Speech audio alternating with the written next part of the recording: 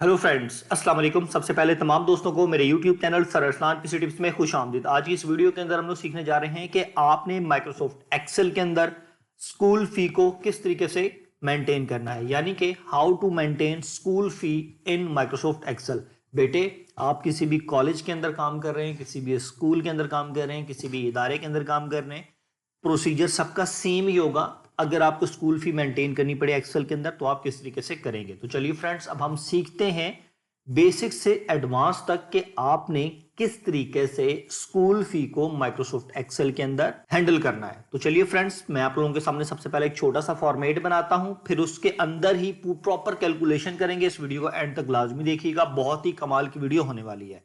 सबसे पहले आपको मालूम है एक्सेल में कोई भी काम करने के लिए हम लोग सीरियल नंबर लगाते हैं। ठीक है, सीरियल नंबर हो गया। उसके बाद स्टूडेंट के रोल नंबर, हर स्कूल, हर कॉलेज, हर यूनिवर्सिटी में स्टूडेंट के रोल नंबर अलॉट किए जाते हैं ताकि पहचान की जा सके ये रोल नंबर इस बच्ची का है और इस रोल नंबर के ऊपर इतनी फीस आई है। ठीक हो गया। सबसे पहले हमने लिखा जी सीरियल नंबर, उसके बाद हम स्टूडेंट का लिख लेते हैं जी रोल नंबर, उसके बाद हम स्टूडेंट का लिख लेते हैं जी नेम, उसके बाद हम लिख लेते हैं जी उसका फादर नेम, उसके बाद हम लिख लेते हैं जी उसकी क्लास, उसके बाद हम उसका लिख लेते हैं जी सेक्शन, सेक्शन के बाद हम लिख लेते हैं जी उसका टोटल पैकेज, यानी कि एक साल में उसका कितना पैकेज है, हमने उससे कितना पैसा लेना है, या फिर मंथली फी उसकी कितनी है, टोटल पैकेज और मंथली फी। समटाइम ऐसा होता है कि स्कूल वाले कोई मंथली फी डिसाइड करते हैं, कोई पूरे साल का पैकेज एक ही बारी में ले लेते हैं। तो वो तमाम चीजें हम यहाँ पर एक ही बारी में लिख लेते हैं ताकि हमें प्रॉपर वे में हमारा काम चलता रहे। अब बेटे, हमने अपना फॉर्मेट रेडी कर लिया। अब इसके पहले हम इस फॉर्मेट में कुछ आर्जी तौर पर कुछ बच्चों का नाम और अपने इस फॉर्मेट की सेटिंग करते हैं, उसके बाद हम आगे चलेंगे। सबसे पहले ये टोटल पैकेज और मंथली फी के बीच में मैं डबल क्लिक करके आल्ट और एंटर करूंगा तो ये नीचे चला जाएगा ताकि मेरा जो फॉर्मेट है वो थोड़ा सा छोटा हो जाए बेटे। उसके बाद इन पूरों को पकड़ के, पूरी जो रॉस है इसको पकड़ के यहाँ से सेंट्रलाइज कर लूंगा ताकि मेरा डाटा सेंट्रलाइज हो जाए और मुझे अच्छा लगे।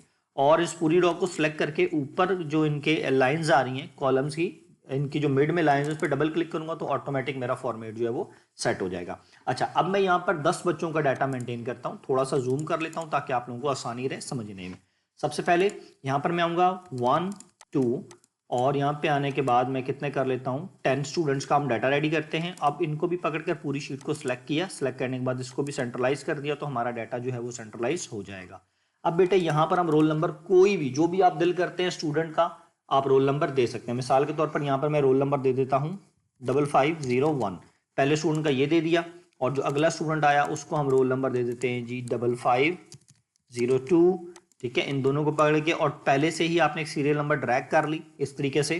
ठीक है, हमने सीरियल नंबर ड्रैग कर ली, चाहे वो एक क्लास को अलॉट कर दें, चाहे हर आने वाले स्टूडेंट का जो भी आपके पास स्कूल में एडमिशन लेता है आप 1 बाय 1 को रोल नंबर भी दे सकते हैं या अपनी मर्जी के मुताबिक भी आप रोल नंबर दे सकते हैं।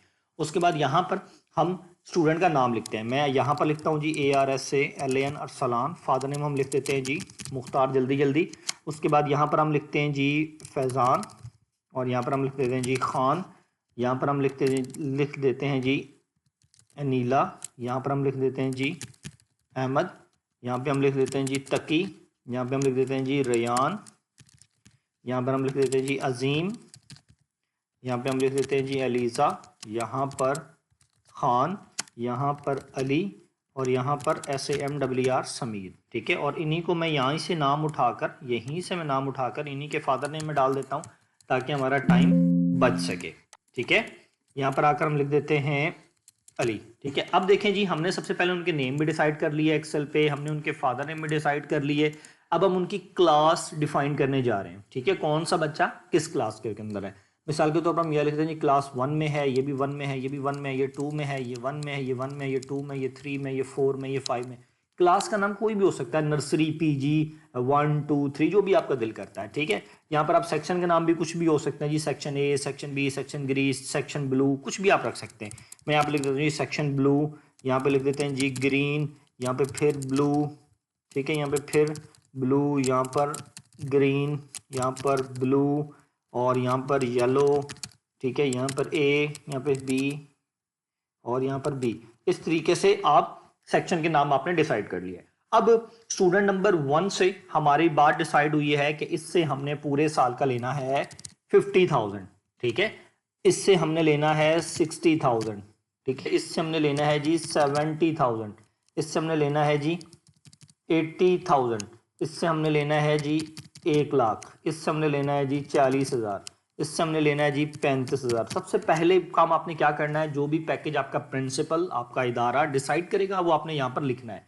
या इससे पैकेज हमने लेना है जी 35,000, इससे हमने लेना है जी 70,000, इससे हमने लेना है जी कितना 20,000 ओनली, ठीक है। सबसे पहले हमने बेटे इस तरीके से उनका पैकेज लिख लिया।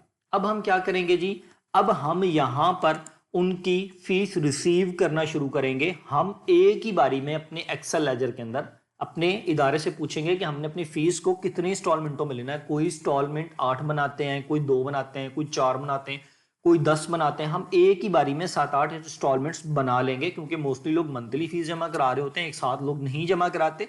तो हम एक ही बारी में 8 कॉलम डिसाइड कर लेंगे, ठीक है। सबसे पहले हम यहाँ पे लिखेंगे जी फर्स्ट फी, मतलब पहली बारी में उन्होंने जितनी फीस जमा कराई उस फीस की हम यहाँ पे क्या लिखेंगे, डेट, और उस फी ही का हम यहाँ पे लिखेंगे स्लिप नंबर, क्योंकि किस स्लिप नंबर पर उन्होंने फीस जमा कराई। ये हमने लिख लिया जी फर्स्ट। अब यहाँ पर हम कॉपी करेंगे, इसी को हम आगे लेके जाकर पेस्ट कर देते हैं कंट्रोल वी के साथ। सेकंड भी आ जाएगी, यहाँ पर आ जाएगी थर्ड, यहाँ पर आ जाएगी फोर्थ, यहाँ पर आ जाएगी फिफ्थ, यहाँ पर आ जाएगी सिक्स, यहाँ पर आ जाएगी सेवन, यहाँ पर आ जाएगी 8 तक हम मेंटेन करेंगे, इतना ही बहुत है। अब इनके नाम चेंज कर देते हैं बेटे हम। सबसे पहले फर्स्ट फी थी, फर्स्ट फी के बाद यहाँ पर हम लिख देते हैं सेकंड फी, सेकंड फी के बाद हम यहाँ पे लिख देते हैं बेटे थर्ड फी,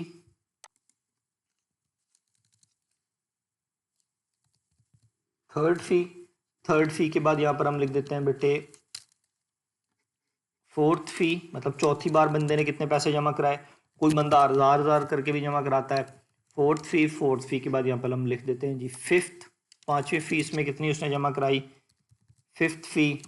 उसके बाद यहाँ पर हम लिख देते हैं जी सिक्स के अगर कोई छठी इंस्टॉलमेंट में जमा करा रहा है तो वो कितने जमा करा रहा है, अगर कोई 7 इंस्टॉलमेंट में जमा करा रहा है तो वो कितने जमा करवा रहा है।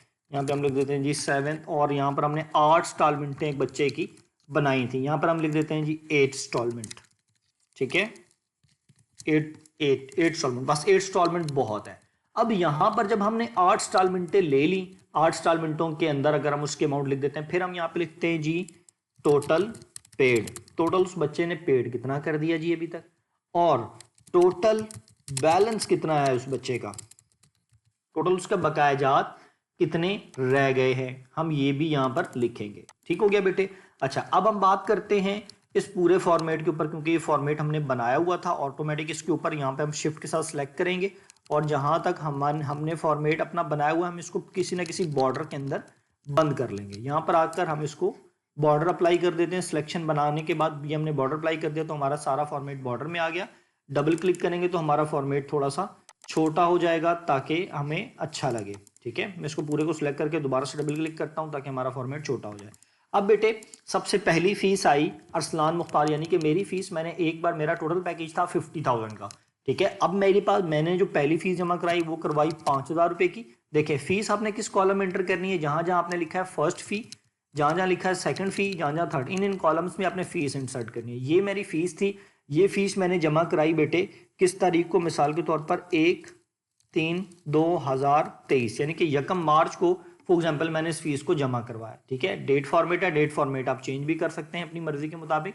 अभी हमने 1/3 को जमा कराई और उसका स्लिप नंबर था फॉर एग्जांपल 001, ठीक है। इसी तरीके से स्लिप नंबर 001 था, या जो भी 7801 कर लें, कुछ भी जो भी आपका बुक की आप स्लिप उस बच्चे को काट के देते हैं, उसका कोई ना कोई नंबर होगा, वो आपने यहाँ एंटर कर लेना है याद दहानी के लिए, ताकि आपको पता लगता जाए जी ये बुक है। अगर आप बुक जो मैनुअल स्लिप्स काटते हैं स्कूल या कॉलेज वाले, वहां से आपको पता लग जाएगा कि ये इस स्लिप के ऊपर 5,000 रुपये फीस कटी। कल को अगर आपकी कोई फीस गलत एंटर हो जाती है तो आप उसको इस स्लिप नंबर से टैली कर सकते हैं। अच्छा, उसके बाद यहाँ पर आपने फिर ले लिया जी 5,000 रुपया, फिर यहाँ पर आपने ले लिया जी 3,000 रुपया, ठीक है। 5 और 5 10, यहाँ पर आपने ले लिया 3,000, और इसकी भी मैं डेट डाल देता हूँ। डेटे में आर्जी तौर पर सबकी वही डाल रहा हूँ, ठीक है, आर्जी तौर पर सबकी वही डाल रहा हूँ ताकि आप लोगों को आसानी रहे, आप लोगों को याद रहे, ठीक है। 3 के बजाय मैं यहाँ पर डाल देता हूँ 7, ठीक है, और उसका स्लिप नंबर डाल देता हूँ 7802। अच्छा, अब उसके बाद 3 फीस हमने यहाँ पर रिसीव कर ली। 3 के बाद चौथी फीस में हम लिख देते हैं जी 2000, 2000 के बाद 5, 10 और 3, 13, 14, 15 हमने रिसीव कर लिया। 15 के बाद यहाँ पर फिर उसने इकट्ठी 15,000 रुपये की फीस जमा करा दी, ये उसका 30,000 रुपये जाता है। हम लिखते जा रहे हैं, अभी कैलकुलेशन सामने आ जाएगी भाई किसका कितना रह गया, ठीक है। 15,000 इसने जमा करा दिया। अच्छा, यहाँ तक हमने मेंटेन कर ली। अब बेटे हम क्या करते हैं, इनके भी डेट्स डाल देते हैं, इसके भी मैं डेट डाल देता हूँ। फिर इसकी 3 थी, 7/3 यहाँ पर कंट्रोल V के साथ इसी डेट को कॉपी किया और कॉपी करने के बाद टाइम बचाने के लिए मैंने यहीं पर एक डेट डाल दी 3 के बजाय। समझें ये इसने चौथे महीने में जमा कराई और ये इसने जमा कराई जी 5वें महीने में, ये इसने जमा कराई 5वें महीने में 8वें महीने में कर दें। और यहाँ पर स्लिप नंबर आप लिख दें 7890, क्योंकि बुक्स तो चेंज होती रहती है, एक बुक में ज़्यादा से ज़्यादा 100 स्लिपें होती हैं, आप उनके स्लिप नंबर डालते जाएं, ठीक है। जब आप स्लिप नंबर डालते जाएंगे तो ऑटोमेटिक आपको समझ आ जाएगी कि आपने किस तरीके से जो अपनी स्कूल की फ़ी है मेंटेन करना है। बेटे अब देखें इन तमाम बच्चों की स्कूल की फ़ीस जमा हो रही है। अब यहाँ पे वो वाले कॉलम जिसके अंदर हम फीस को ले रहे हैं उसको हाईलाइट कर लेते हैं। देखें इसमें ले रहे हैं फर्स्ट फ़ी, हम इस कॉलम के अंदर ले रहे हैं। इस वाले सेल को हम यहाँ से पकड़ के इसकी सिलेक्शन बनाकर यहाँ से पकड़कर हम कोई भी इसको हल्का सा कलर दे देते हैं ताकि हमें याद रहे कि हम इस वाले सेल के अंदर इस वाले कॉलम के अंदर बच्चों की फ़ीस इंटर कर रहे हैं। ये ज़रूरी कॉलम है क्योंकि यहीं पर हमने एंट्री करनी है बच्चों के पैसों की, तो इन कॉलम को हम याद दहानी के लिए कलर कर देते हैं ताकि हमें याद रहे कि इन सेल्स के अंदर हमारा जो है वो कलर हो रहा है, ठीक है। ये देखें इस इन सेल्स के अंदर हम अपनी फ़ीस को मेंटेन कर रहे हैं। 7th फीस हमारे पास ये आ गई बेटे, और 8 फीस जो है वो हमारे पास इस कॉलम में हमने एंटर करनी है याद दहानी के लिए। अच्छा, अब यहाँ पर टोटल और बैलेंस को, यहाँ पे जो टोटल कितना बच्चा पेड कर गया अभी तक वो ऑटोमेटिक फार्मूले के जरिए से निकालेंगे, उसको हम येलो कलर दे देते हैं। और जो टोटल बैलेंस है हम उसको दे देते हैं बेटे रेड कलर, कोई भी कलर दे देते हैं, रेड दे दें, ब्लू दे दें, जो आपका दिल करता है। हम यहाँ पे इसको ब्लू कलर के साथ दे देते हैं, ठीक है। अच्छा, इस पूरे वाली रॉज को हम सेलेक्ट करके बोल्ड कर देते हैं ताकि हमारा जो ऊपर वाला फॉर्मेट है वो बोल्ड हो जाए। अब बेटे यहाँ पर हमने लगाना है फार्मूला। देखें जितनी भी फीस जमा करवा के जा रहा है एक बच्चा, 500, 5,000, 3,000, 2,000 इसने फीस जमा कराई, फिर 15,000 जमा कराई। अब यहाँ पर ऊपर हम क्या करेंगे, यहाँ पे फार्मूला लगाएंगे। फार्मूला किस तरीके से लगाएंगे बेटा, इज इक्वल टू करेंगे। इज इक्वल टू करने के बाद आपने आ जाना है उस पहले वाले सेल के ऊपर। सब क्या कैसे दोबारा से समझ लें, इज इक्वल टू यहाँ पर लगाएंगे, इज इक्वल टू लिखने के बाद नीचे से वापस अपनी जगह पर जाएंगे, पहले वाले सेल के अंदर जहाँ पर आपने फर्स्ट फी लिखी है उसके ऊपर आप क्लिक करेंगे। जैसे आपने क्लिक किया तो आप देखेंगे इसने उसका सेल नंबर उठा लिया H2। ये देखें ये H है और ये 2, H2 का उसने सेल नंबर उठा लिया। फिर आप शिफ्ट के साथ प्लस लगाएंगे, फिर इसी तरीके से अगले सेकंड फी के ऊपर क्लिक करेंगे, फिर शिफ्ट के साथ प्लस लगाएंगे, इसके ऊपर क्लिक करके फिर शिफ्ट के साथ प्लस लगाएंगे, अगली फीस के ऊपर क्लिक करेंगे, फिर शिफ्ट के साथ प्लस लगाएंगे।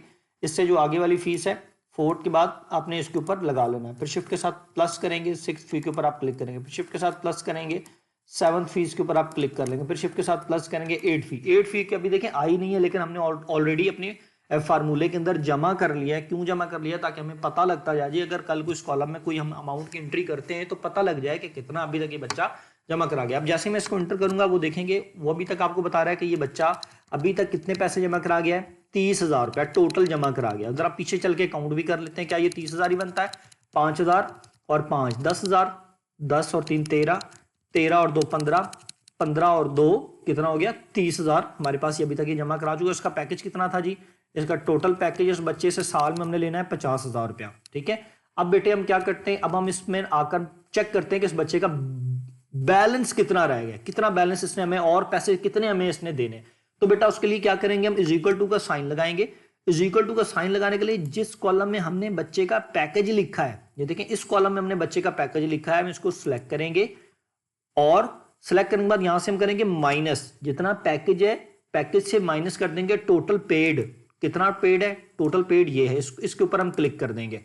देखें क्लिक क्यों करें, जब हमने पहले वाले पे क्लिक किया तो उसने उसका सेल नंबर उठा लिया क्योंकि वो वैल्यू G2 के अंदर इंटर है। ये देखें ये G2 कहलाता है, ये ऊपर G है और रॉ नंबर 2 है, तो ये G2, ठीक है, G2 में आ गया। G2 में आने के बाद हमने इसका माइनस कर दिया किसके साथ, AF कॉलम का नेम है और रॉ नंबर 2, तो देखें इसने ऑटोमेटिक ले लिया AF2। अब हम इस पे क्या करेंगे बेटा, इंटर करेंगे तो वो आपको बता रहा है कि 20,000 रुपया जो है वो इस बच्चे का बाकी है। अब बेटा बाकी पूरे सेल्स के अंदर, पूरे कॉलम में आपको फार्मूला लगाने की जरूरत नहीं है। इस फार्मूले को आप यहाँ इस नॉक पे देख रहे हैं, इस नॉक पे क्लिक करेंगे, ये एक प्लस का बटन आ जाएगा, यहाँ पर आप क्लिक करके नीचे तक इसको ड्रैग कर देंगे तो ऑटोमेटिक तमाम बच्चों के आगे फार्मूला अप्लाई हो जाएगा। ठीक है, अब देखें वो बताता है जी इस बच्चे का 60,000 रुपया बाकी है। क्यों बाकी है जी इसका 60,000? चेक करते हैं, क्योंकि इस बच्चे का कुछ भी नहीं आया हुआ, पैकेज ही 60,000 रुपए का है। अगर ये बच्चा आता है जी एक इंस्टॉलमेंट में 60,000 रुपया पूरा दे चला जाता है, यही इसकी डेट है। ठीक है, और यही इसका स्लिप नंबर है, फॉर एग्जाम्पल 7807। ठीक है, ये इसका स्लिप नंबर है। एक ही इंस्टॉलमेंट में इसने 60,000 रुपये दे दिया। तो वो देखें यहाँ पर इसका बैलेंस शो करेगा, सॉरी 6,000 रुपये मैंने लिखा है, मैं यहाँ पे करता हूँ 60,000 रुपया। ठीक है, तो अब देखेंगे इसका बैलेंस शो करेगा जीरो, कि इसके बकाया जात नहीं बनते। वो देखें ऑटोमेटिक उसने हमने फार्मूला लगा दिया तो ऑटोमेटिक वगैरह जीरो, इसके कोई भी बकाया जात नहीं बनते। इसी तरीके से बेटे जब आप बाकियों की फीस एंटर करेंगे, यहाँ पर मिसाल के तौर पर आपने लिख दिया 7500 एक बार दे गया बच्चा। ठीक है, 7500 एक बार दे गया बच्चा, 7500 एक बार दे गया। ठीक है, तीनों कॉलम्स में हमने फीस उसकी एंटर की। आप डेट और स्लिप नंबर बाद में भी अब एंटर कर सकते हैं, मेरा काम समझाना था वो मैंने आपको समझा दिया। वो बता रहे जी 47,500 रुपया इस बच्चे का बाकी है, 22,500 रुपया वो दे गया। अच्छा, सम टाइम ऐसा होता है कि बच्चे अपने अमाउंट और पैकेज से ज्यादा जमा करा जाते हैं। वो कैसे? मिसाल के तौर पर ये बच्चा जमा करा कर गया जी कितना, 10,000 एक बार। ठीक है, और 10,000 एक बार, 10,000 एक बार, तीसरी फीस में चौथा महीना आया फिर ये दे गया जी 10,000। ठीक है, पांचवा महीना आया ये फीस दे गया जी 10,000, छठा महीना आ गया ये फीस दे गया जी 10,000, फिर सातवें महीने में ये दे आया 15,000। अच्छा, अब जरा चेक करते हैं इसने फीस कितनी रह गई इसकी, 5,000 रुपये इसकी फीस रह गई। यहां पर क्या करता है ये, गलती से 5 के बजाय 10,000 रुपये जमा करा जाता है, इसको भी नहीं पता लगता, ये आता है और फीस अपनी जमा करा के चला जाता है।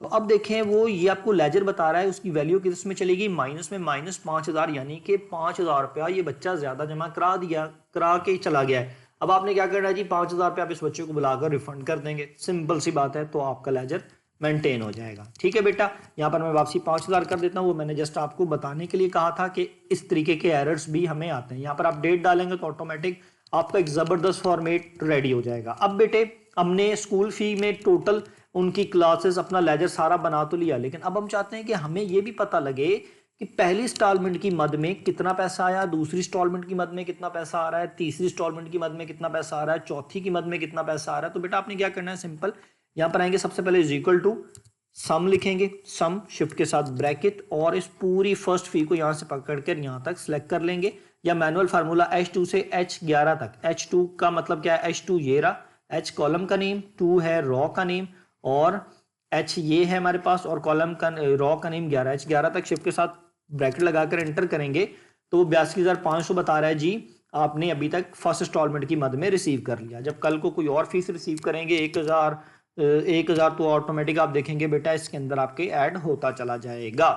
ठीक है, अच्छा अब बारी आ जाती है बेटा, इसी को हम कंट्रोल सी के साथ कॉपी कर लेते हैं, क्योंकि हमने फार्मूला लगाया हुआ है पहले से। कंट्रोल वी करते हैं तो ऑटोमेटिक वो फार्मूला ऊपर से लेकर नीचे तक कैच कर लेगा। कंट्रोल वी करते जाएंगे तो फार्मूला ऑटोमेटिक कैच होता जाएगा। कंट्रोल वी करेंगे तो ऑटोमेटिक फार्मूला कैच होता जाएगा। कंट्रोल वी करेंगे तो फार्मूला कैच होता जाएगा। कंट्रोल वी करेंगे तो फार्मूला कैच होता जाएगा। कंट्रोल वी करेंगे तो फार्मूला कैच होता जाएगा। यहाँ पर 8वीं फी तक हमने कंट्रोल फी कर लिया, पता लग रहा है जी 8वीं फी में अभी तक 5,000 रुपया ही टोटल आया है। ठीक है, अब हम यहाँ पर बात करते हैं टोटल फी हमारे पास कितनी आ चुकी है अभी तक पूरे साल के अंदर। कंट्रोल वी कर देते हैं यहाँ पर भी, तो ऑटोमेटिक यहाँ वही सम का फार्मूला ऑटोमेटिक उठा लेगा। अगर यहाँ पर आप परेशान हो रहे हैं तो मैं इसको डिलीट करता हूँ, सम का फार्मूला दोबारा से समझा देता हूँ। आपने क्या करना है, इज इक्वल टू SUM, सम लिखेंगे, शिफ्ट के साथ ब्रैकेट लगाएंगे। जिस भी रेंज के अंदर आपने सम करना होता है बेटे, उस रेंज को आप इस तरीके से सिलेक्ट कर लेते हैं। सिलेक्ट किया, देखें नीचे ऑटोमेटिक उसने नंबर उठा लिया। अगर आप फिर भी परेशान हो रहे हैं तो मैं मैनुअल करता हूं, मैं इसको मिटा दिया, मिटाने के बाद सम के शिफ्ट के साथ ब्रैकेट। मुझे जमा करना है कहां से, यहां से लेकर यहां तक। ये क्या है जी, ये वाला जो है ये कॉलम कहलाता है AF, कॉलम करीम ऊपर देखें AF लिखा हुआ है AF में, और यहां पर रॉ नंबर क्या है, रॉ नंबर 2 AF2।